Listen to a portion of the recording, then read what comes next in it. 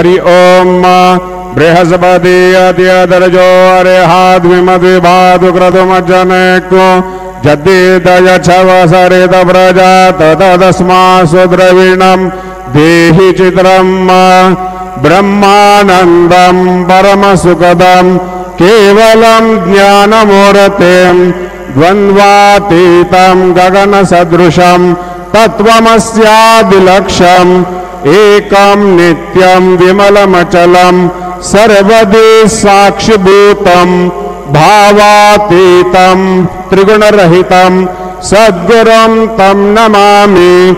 सदा सर्वदा योग तुझा घडावा, तुझे कारणी देह माझा पडावा। उपेक्षू नको गुणवंता अनंता, रघुनायका मागणे हेची आता।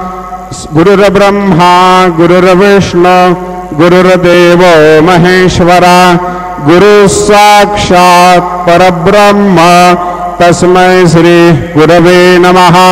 सद्गुरु साईनाथ देवताभ्यो नमः। सायंकाले साई चरणकमलेभ्यो नमः। विलेपनार्थे चंदनं समर्पयामि। श्रीखंडं चंदनं दिव्यं गंधाढ्यो सुमनोहरम् विलेपनं सुरश्रेष्ठं चंदनं प्रतिगृह्यताम्। चंदनं समर्पयामि। चंदनस्योपरि अलंकारार्थे अक्षतां समर्पयामि। अहिर्यवभोगैः वर्जयति बाहुञ्जायान् हेतिं परिबाधमानः।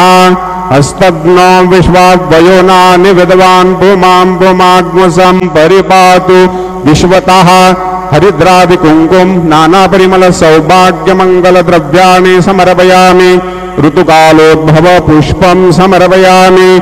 सेवंतिका बकुल चंपक पाद्यलाब्धे पुन्नागजाति करवीरसाल पुष्पैः बिल्व प्रभाव तुलसी दलमालस्तेभिर्स्त्वां पूजयामि। जगदीश्वर मे प्रसीद।